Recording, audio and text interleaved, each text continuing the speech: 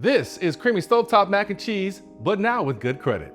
There's a very specific taste memory locked in all of our brains, that blue box mac and cheese. But today on Poor Choices, I'm making a stovetop mac so creamy it brings that memory back with a little bit of indulgence mixed in.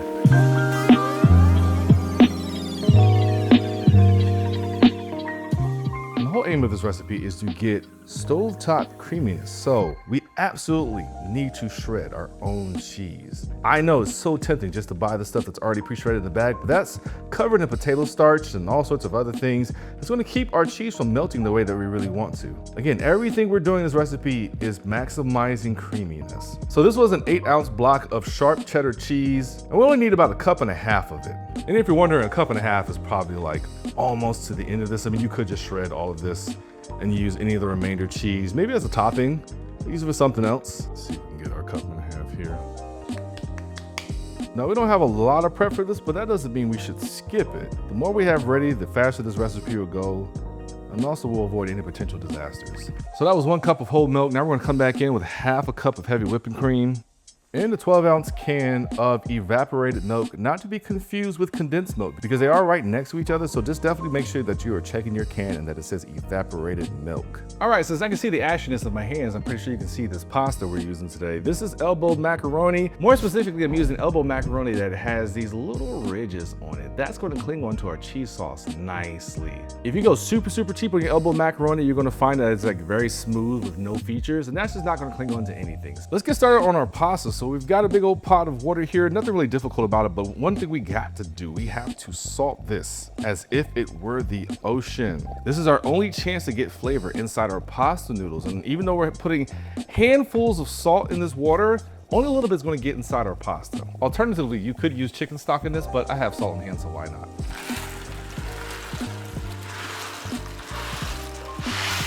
So in a 1 pound of elbows goes, and we're just gonna cook that for about 7 minutes. We wanna do it on the lighter end of the al dente side because it is gonna cook a little bit more in our cheese sauce. All right, it's been just over 5 minutes. I know it said 7 to 8, but I actually do really want this to finish in our cheese sauce. So what I'm gonna do is just ladle off 2 cups of our pasta water. This is very important. It's gonna help us later on when we might need to thin out our sauce. After that, we can just get our pasta out, just placing it into a bowl. And one last thing I'm gonna do with this is just a little knob of butter in there right after we get it out. And this is just gonna keep everything from sticking. Not only are we doing the butter, we're also gonna just put just a little foil in there. That steam is gonna kind of help it. Shouldn't take us that long to make the cheese sauce, but we just wanna keep this from clumping together, that's all. It is cheese sauce time. The glorious moment has finally come. So in the pot, going in with 4 tablespoons of butter. And this is over medium heat. So see, I already know to turn my heat down because right here on the edges, we're getting a little bit of browning going. It's not the end of the world. We just don't want it to get super brown. So I'm gonna turn this down a little bit more. Our butter has dissolved. We've got little bubbles in here, and that's a fantastic wrap name just in time for us to add our flour. This is 3 tablespoons of flour. And I just want to whisk this in there. We're making ourselves a nice little roux. Now we just want to let this go long enough to cook out that raw flour smell. You'll notice it's returning back to a buttery smell. Then we want to start slowly working in our dairy. And we're going to just do a little bit at a time until it thickens. So you see how quickly that thickened up? Now we can add a little bit more. And the reason why we're doing this in these stages is because all those little lumps that formed, I want to give it a chance to get rid of that. Again, our goal is to get as smooth and silky as the sauce as possible. So avoid the temptation of just dumping it all in. And I mean, I'm just pouring in, I don't know, maybe like 1/2 cup at a time. And then the last little bit of our dairy, get all that goodness out of there. I know like the last 3 or 4 meals have been like heavy on the dairy, so I apologize to everyone who's having to go out and buy way more toilet paper. All right, to this, we're gonna add in about a teaspoon of hot sauce, might be a little bit more because I like the hot sauce. We're gonna add in a teaspoon of W sauce, a teaspoon of Dijon mustard.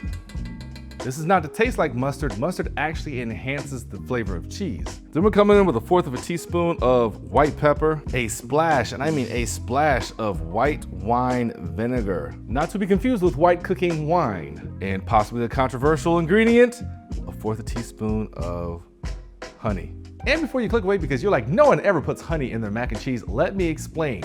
We've got a lot going on in this dish, okay? Not only do we have the white wine vinegar, but we've got the vinegar that's in our hot sauce, we've got vinegar that's in our Dijon mustard, and we've got cheese. So there's a lot of acidity going on right now, and we need a way to balance it.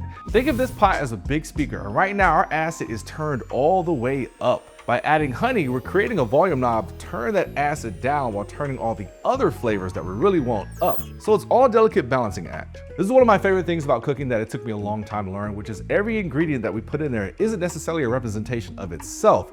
Sometimes it's a partnership with other things to create an overall better flavor. And listen, I know what it's like to cook in a kitchen full of judgmental people, so if you need to do this in secret, go for it. Put a little bit of sugar in your pocket when nobody's looking. Just also 1 teaspoon of garlic paste. Give this a good thorough whisking. And now this milk base is very nice and thick. So what I want to do, and this is crucial right here, we're going to kill the heat.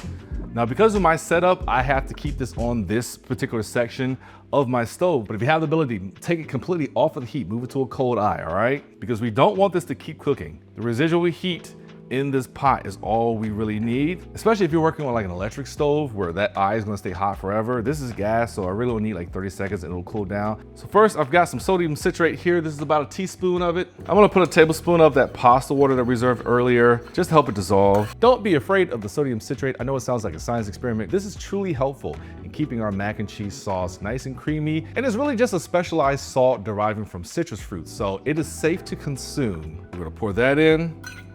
Then I want to do a quick temperature check. So right now we're rocking at about 189, 190. We want this to come down to about 150.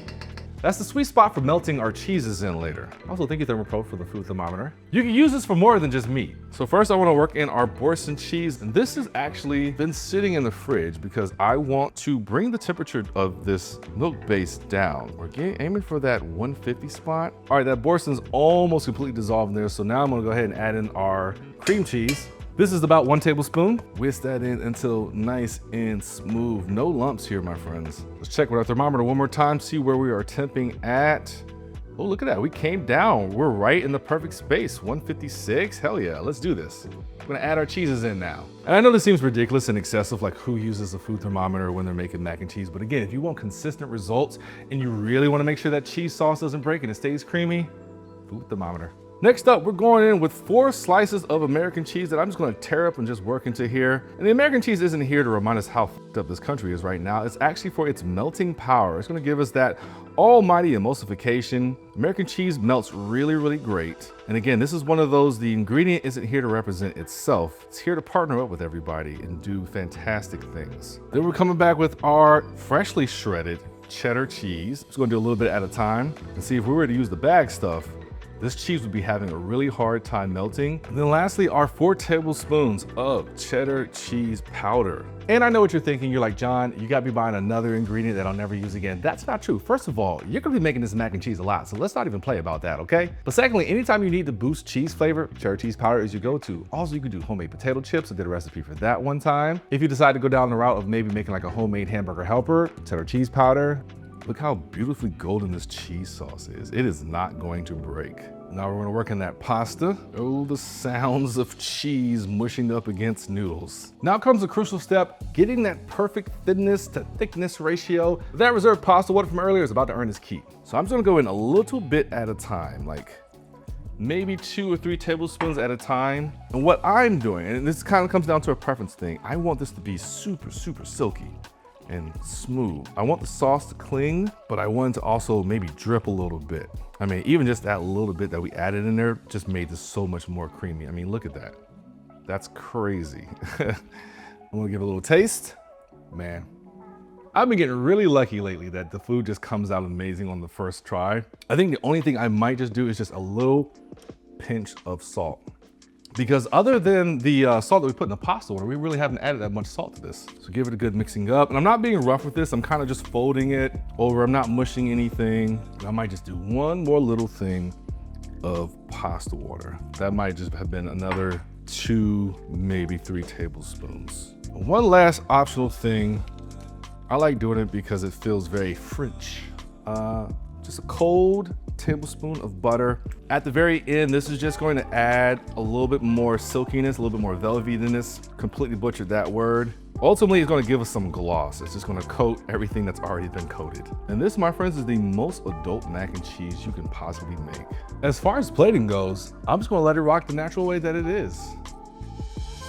Hey everybody, this is Poor Choices Kitchen. We have a Patreon link down in the description. $1 a month is all we ask for to pay for recipes in these here inflated times. We also have YouTube memberships, $2.99, that also does the exact same thing. Recipes here in these inflated times. And I can't wait to hear all of the feedback about this mac and cheese. This is so damn good. And as far as a poor choice goes, whiskey, soda water, a little bit of lemon juice, whiskey highball, you're good to go. Oh, I wish I would have sprinkled some bacon on top of this. I guess I just gotta do the episode again.